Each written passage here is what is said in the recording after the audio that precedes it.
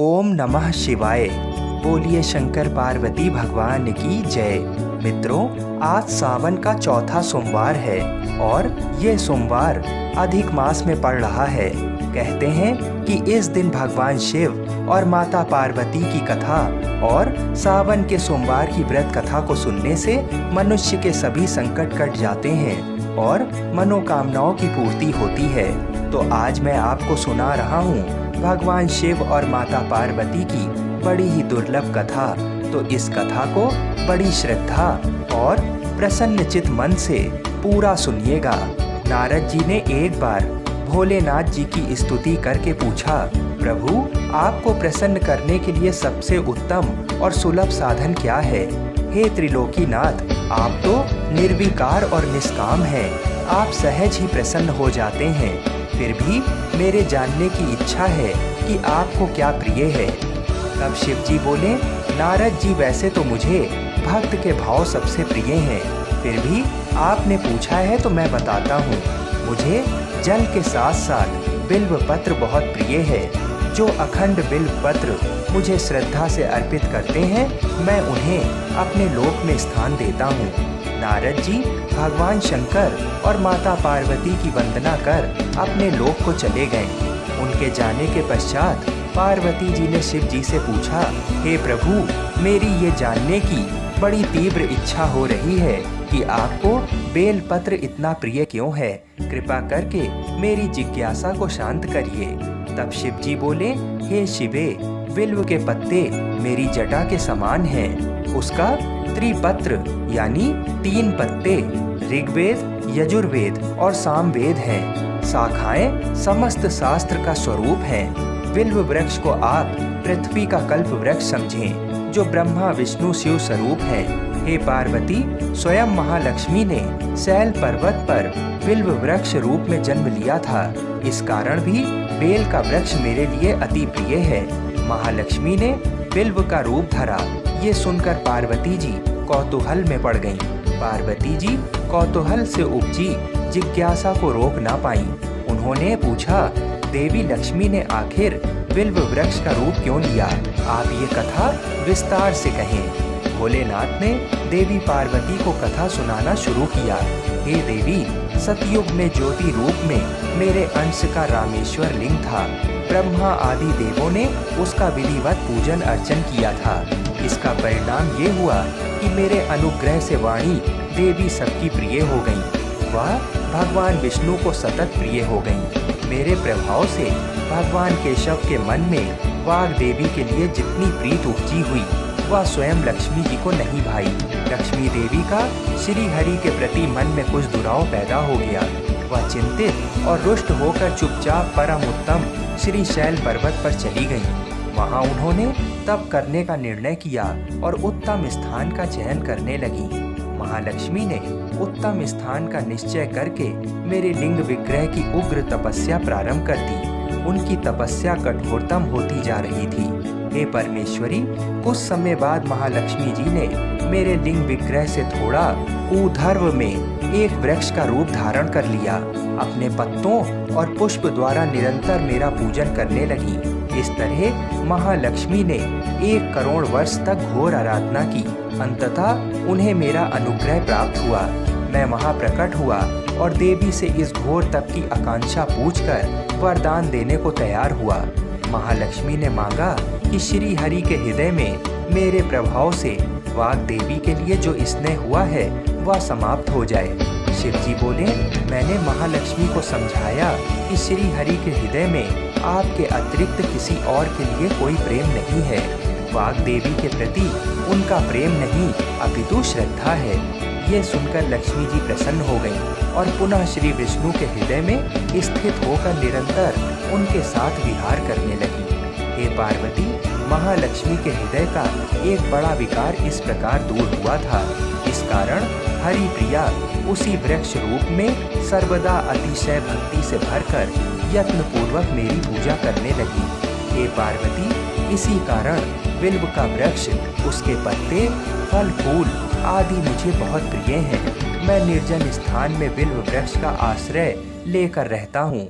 बिल्व वृक्ष को सदा सर्वतीर्थमय एवं सर्वदेवमय मानना चाहिए, इसमें तनिक भी संदेह नहीं है। बिल्व पत्र, बिल्व फूल, बिल्व वृक्ष अथवा बिल्व काष्ठ के चंदन से जो मेरा पूजन करता है वह भक्त मेरा प्रिय है। बिल्व वृक्ष को शिव के समान ही समझो, वह मेरा शरीर है। जो बिल्व पर चंदन से मेरा नाम अंकित करके मुझे अर्पण करता है, मैं उसे सभी पापों से मुक्त करके अपने लोक में स्थान देता हूँ। हे देवी, उस व्यक्ति को स्वयं लक्ष्मी जी भी नमस्कार करती हैं जो बिल्व से मेरा पूजन करते हैं। जो बिल्व मूल में प्राण छोड़ता है उसको रुद्र देह प्राप्त होता है और ऐसे मनुष्य पर सदैव ही माँ लक्ष्मी की कृपा रहती है और साथ साथ भगवान नारायण की भी कृपा उसको सदैव प्राप्त होती है। आइए अब मनोकामनाओं को पूरी करने वाली दूसरी कथा को सुनते हैं। एक बार भगवान भोलेनाथ ने माता पार्वती की परीक्षा लेने का निर्णय लिया। माता पार्वती के तप से प्रसन्न होकर शंकर जी उनके सामने प्रकट हुए और उन्हें वरदान देकर अंतर्ध्यान हो गए। कुछ क्षणों बाद ही एक मगरमच्छ ने एक लड़के को पकड़ लिया और लड़का मदद के लिए पुकारने लगा। बच्चे की आवाज़ सुनकर पार्वती जी नदी के किनारे पहुंची और उनका मन द्रवित हो गया। इस बीच लड़के ने माता पार्वती को देखकर कहा कि मेरी ना माँ है, ना बाप, ना कोई मित्र ही है। माता, आप ही मेरी रक्षा करें। इस पर पार्वती जी ने मगरमच्छ से कहा कि ग्रह इस लड़के को छोड़ दे।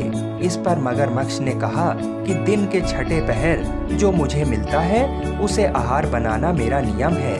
पार्वती जी के विनती करने पर मगरमच्छ ने लड़के को छोड़ने के बदले में पार्वती जी के तप से प्राप्त वरदान का पूर्ण फल मांग लिया। इस पर पार्वती जी तैयार हो गई। मगरमच्छ ने बालक को छोड़ दिया और तेजस्वी बन गया।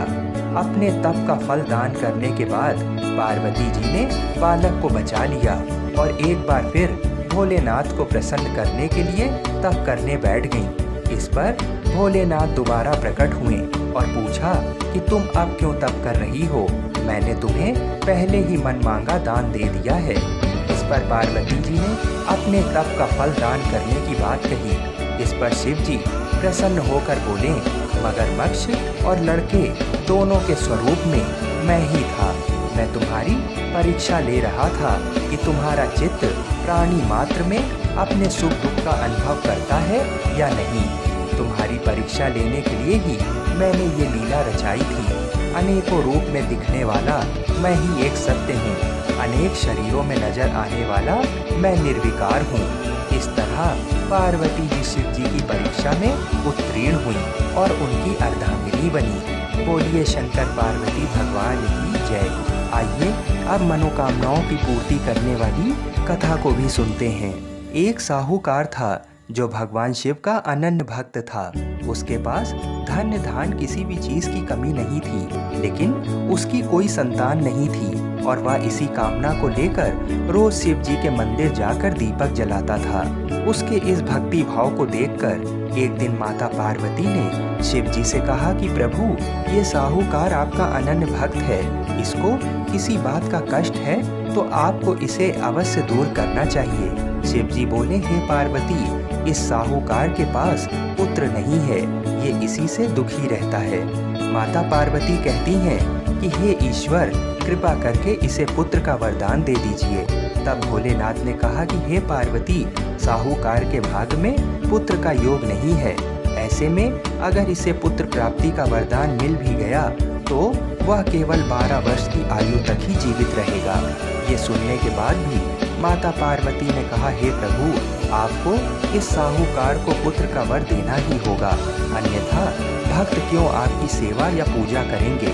माता के बार बार कहने से भोलेनाथ ने साहूकार को पुत्र का वरदान दिया, लेकिन ये भी कहा कि वह केवल 12 वर्षों तक ही जीवित रहेगा। साहूकार ये सारी बातें सुन रहा था, इसलिए उसे ना तो खुशी हुई और ना ही दुख। वह पहले की तरह भोलेनाथ की पूजा अर्चना करता रहा। उधर से ठानी गर्भवती हुई और 9वें महीने उसे सुंदर से बालक की प्राप्ति हुई। परिवार में खूब हर्षोल्लास मनाया गया, लेकिन साहूकार पहले की तरह रहा और उसने बालक की 12 वर्ष की आयु का जिक्र किसी से भी नहीं किया। जब बालक 11 वर्ष की आयु का हो गया तो एक दिन साहूकार की सेठानी ने बालक के विवाह के लिए कहा, तो साहूकार ने कहा कि वह अभी बालक को पढ़ने के लिए काशी भेजेगा। इसके बाद उसने बालक के मामा जी को बुलाया और कहा कि इसे काशी पढ़ने के लिए ले जाओ और रास्ते में जिस भी स्थान पर रुकना वहाँ यज्ञ करते और ब्राह्मणों को भोजन कराते हुए आगे बढ़ना। वे लोग ये सब करते हुए ही आगे बढ़ रहे थे कि रास्ते में एक राजकुमारी का विवाह था। जिससे उसका विवाह होना था वह एक आंख से काना था। तो उसके पिता ने जब अति सुंदर साहूकार के बेटे को देखा तो उनके मन में आया कि क्यों ना इसे ही घोड़ी पर बिठाकर शादी के सारे कार्य संपन्न करा दिए जाएं। तो उन्होंने मामा से बात की और कहा कि इसके बदले में वह अथाह धन देंगे। तो वह भी राजी हो गया।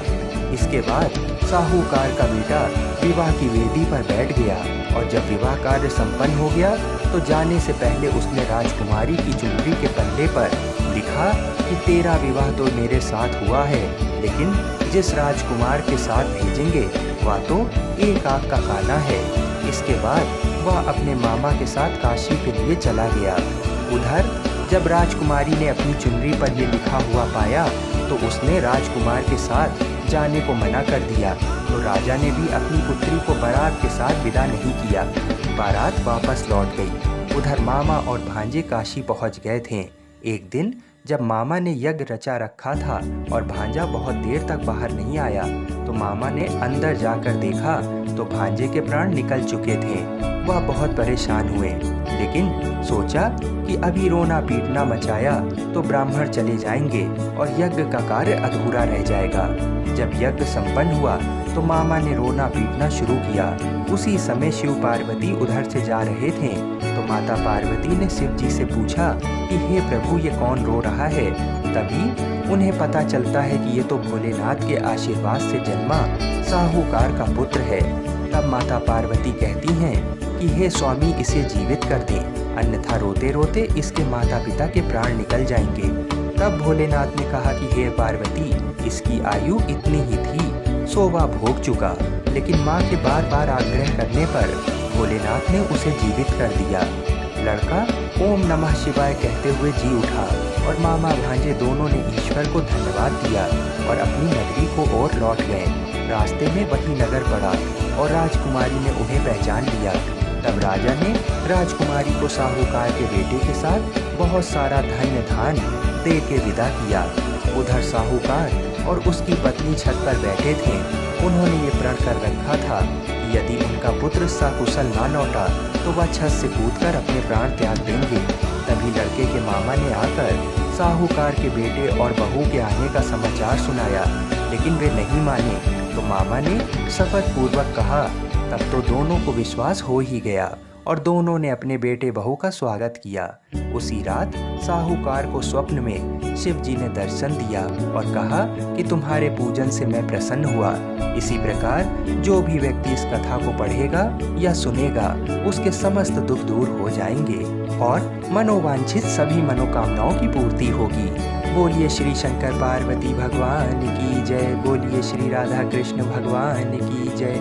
बोलिए श्री तुलसी शालिग्राम जी की जय। हर हर महादेव। एक बार की बात है, जब श्री राधा जी पृथ्वी लोक पर चलने लगी तो गोलोक के श्री राधा जी के लीला पक्षी श्री सुखदेव जी ने भी साथ चलने को कहा। तो वहीं राधा जी की आज्ञा से भगवान की अमर कथा रूपी भागवत कथा के प्रचार करने के लिए गोलोक के लीला पक्षी श्री सुखदेव जी एक सुक्की के गर्भ के अंडे के रूप में प्रकट होकर अमरनाथ में प्रकट हुए थे।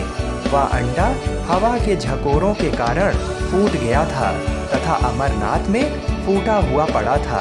इधर एक बार श्री नारद जी घूमते घूमते कैलाश पर्वत पर पहुँचे तो श्री पार्वती जी ने नारद को सत्कार करने के बाद पूछा कि नारद जी, आप कहाँ से आ रहे हैं। तो नारद जी ने कहा कि मैं हर जगह घूमते हुए आ रहा हूँ, परंतु अब घूमना कम कर दिया है क्योंकि लोगों पर विश्वास नहीं है।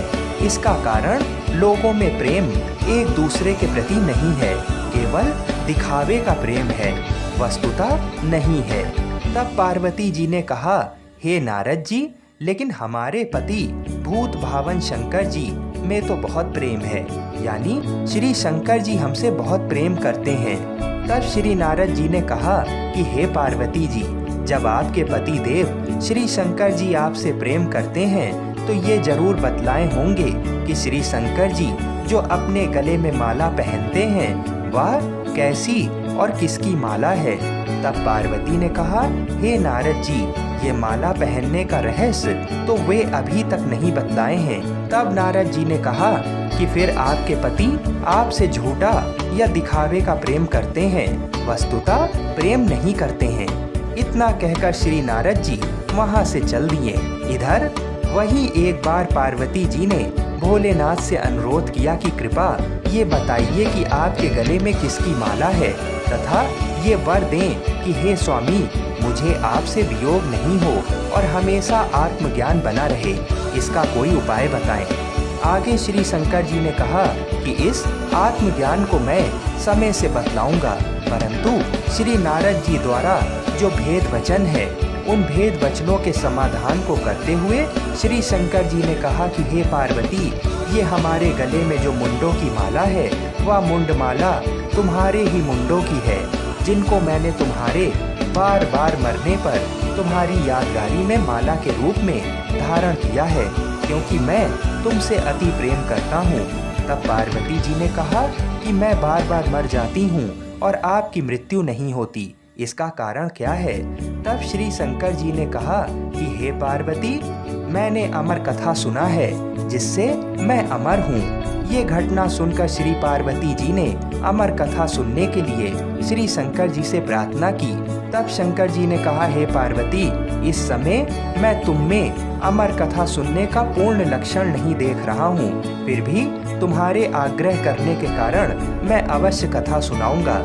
यानी आज आपको अति गोपनीय कथा सुना रहा हूँ, जिसको सुनकर तुम भी अमर हो सकती हो। इसलिए आप जरा बाहर देख कर आइए कि कहीं कोई और तो नहीं है। श्री पार्वती जी ने बाहर आकर चारों तरफ अच्छी तरह देखा तो वहाँ एक सुख सावक के विगलित अंडे के सिवा कुछ नहीं था। उन्होंने श्री शंकर जी से कहा कि बाहर कोई नहीं है। तब बीच बीच में पार्वती जी कथा सुनने के दौरान हुंकारे भरती थीं। दसम स्कंद की समाप्ति पर वे निद्राग्रस्त हो गईं, यानी पार्वती माता को नींद आ गई। एवं 12वें स्कंद की समाप्ति पर पार्वती जी ने शंकर जी से कहा कि हे प्रभु, क्षमा करेंगे, मुझे दसम स्कंद के बाद नींद आ गई थी, मैं आगे की कथा नहीं सुन सकी हूँ। अर्थात श्री कृष्ण उद्धव संवाद जो 11वें स्कंद में है उसको मैंने नहीं सुना तथा 12वें स्कंद की कथा भी नहीं सुनी। इधर ये जानने हेतु कि फिर कथा के बीच में हुंकारी कौन भर रहा था। अगर पार्वती माता सो रही थीं तो बार बार हुंकारी कौन भर रहा था, ये प्रश्न दोनों के मन में जागा। ये जानने के लिए शिवजी बाहर निकले। उन्होंने एक सुंदर शुक सावक को देखा, यानी एक तोते के बच्चे को देखा। श्री शंकर जी ने पार्वती जी से पूछा, आखिर ये शुक सावक कहाँ से आ गया। पार्वती जी ने विनीत वाणी में कहा कि ये तो विगलित अंडे के रूप में पड़ा था तथा श्री भागवत कथा रूपी अमृतपान से जीवित हो गया। इस प्रकार अमर कथा की गोपनीयता भंग होने से शंकर जी सुख सावक को पकड़ने के लिए झपटे। सुख सावक उड़ गया और उड़ते उड़ते भय से श्री बद्रिक आश्रम के निकट स्थित व्यास आश्रम पर श्री व्यास जी की पत्नी पिंगला के मुख में प्रवेश कर गया। फिर शंकर जी ने श्री व्यास जी द्वारा सांत्वना प्राप्त कर वापस अपने आश्रम पर लौट गए। इधर श्री सुखदेव जी 16 वर्षों तक पिंगला के गर्भ में रहे। अंतोतगत्वा श्री व्यास जी के अनुरोध करने पर सुखदेव जी ने अपना भय बताना प्रारंभ किया। उन्होंने गर्भ के भीतर से कहा कि उन्हें बाहर आने पर माया से ग्रसित होने का भय है। यदि भगवान श्री कृष्ण द्वारा माया से ग्रसित नहीं होने का आश्वासन मिले तब वे बाहर आएंगे। व्यास जी के अनुरोध से भगवान श्री कृष्ण जी ने सुखदेव जी को माया से ग्रसित नहीं होने का आश्वासन दिया। तब सुखदेव जी गर्भ से बाहर आए और जन्म लेते ही जंगल में तपस्या करने चल पड़े तथा पुनः सुखदेव जी, जो अपने पिता व्यास जी के बुलाने पर भी नहीं आए, लेकिन व्यास जी के ब्रह्मचारी शिष्य द्वारा गाए जाते हुए श्री भागवत जी के मंत्रों से अपनी समाधि को तोड़ दिया। इस श्लोक को पूरा सुनकर श्री सुखदेव जी ने समाधि तोड़ दी तथा श्लोक को सुनकर उन श्री व्यास जी के शिष्यों के पीछे पीछे चल दिए। इस घटना का मुख्य कारण भागवत कथा ही है। आइए अब मनोकामनाओं को पूरी करने वाली दूसरी कथा को सुनते हैं। एक समय सर्व प्राणियों के हितार्थ परम पावन भागीरथी के तट पर ऋषि समाज द्वारा विशाल गोष्ठी का आयोजन किया गया। इस सभा में व्यास जी के परम शिष्य पुराण वेत्ता सूत जी महाराज हरि कीर्तन करते हुए पधारे। सूत जी को आते हुए देखकर शौनक आदि 88,000 ऋषि मुनियों ने खड़े होकर उन्हें दंडवत प्रणाम किया। महाज्ञानी सूत जी ने भक्ति भाव से ऋषियों को हृदय से लगाया तथा आशीर्वाद दिया। विद्वान ऋषिगण और सब शिष्य आसनों पर विराजमान हो गए। शौनक आदि ऋषि ने पूछा, हे पूज्यवर महामते, कृपा ये बताने का कष्ट करें कि मंगलप्रद कष्ट निवारक ये व्रत सबसे पहले किसने किया और उसे क्या फल प्राप्त हुआ। तब श्री सूत जी बोले, आप सभी शिव के परम भक्त हैं। आपकी भक्ति को देखकर मैं व्रती मनुष्यों की कथा कहता हूँ, इसे ध्यान से सुनो। एक गांव में अति दीन ब्राह्मण निवास करता था। उसकी साध्वी स्त्री प्रदोष व्रत किया करती थी। उसे एक ही पुत्र रत्न था। एक समय की बात है, वह पुत्र गंगा स्नान करने के लिए गया। दुर्भाग्यवश मार्ग में चोरों ने उसे घेर लिया और वे कहने लगे कि हम तुम्हें मारेंगे नहीं, तुम अपने पिता के गुप्त धन के बारे में हमें बता दो। बालक दीन भाव से कहने लगा कि बंधुओं, हम अत्यंत दुखी दीन हैं, हमारे पास धन कहाँ है। तब चोरों ने कहा कि तेरी इस पोटली में क्या बंधा है। बालक ने निसंकोच कहा कि मेरी माँ ने मेरे लिए रोटियां दी हैं। ये सुनकर चोरों ने अपने साथियों से कहा कि साथियों, ये बहुत ही दीन दुखी मनुष्य है, अतः हम किसी और को लूटेंगे। इतना कहकर चोरों ने उस बालक को जाने दिया। बालक वहां से चलते हुए एक नगर में पहुंचा। नगर के पास एक बरगद का पेड़ था। वह बालक उसी बरगद के वृक्ष की छाया में सो गया। उसी समय उस नगर के सिपाही चोरों को खोजते हुए उस बरगद के वृक्ष के पास पहुंचे और बालक को चोर समझकर बंदी बना राजा के पास ले गए। राजा ने उसे कारावास में बंद करने का आदेश दिया। ब्राह्मणी का लड़का जब घर नहीं लौटा तब उसे अपने पुत्र की बड़ी चिंता हुई। अगले दिन प्रदोष व्रत था। ब्राह्मणी ने प्रदोष व्रत किया और भगवान शंकर से मन ही मन अपने पुत्र की कुशलता की प्रार्थना करने लगी। भगवान शंकर ने उस ब्राह्मणी की प्रार्थना स्वीकार कर ली। उसी रात भगवान शंकर ने उस राजा को स्वप्न में आदेश दिया कि वह बालक चोर नहीं है, उसे प्रातःकाल छोड़ देना, अन्यथा उसका सारा राज्य वैभव नष्ट हो जाएगा।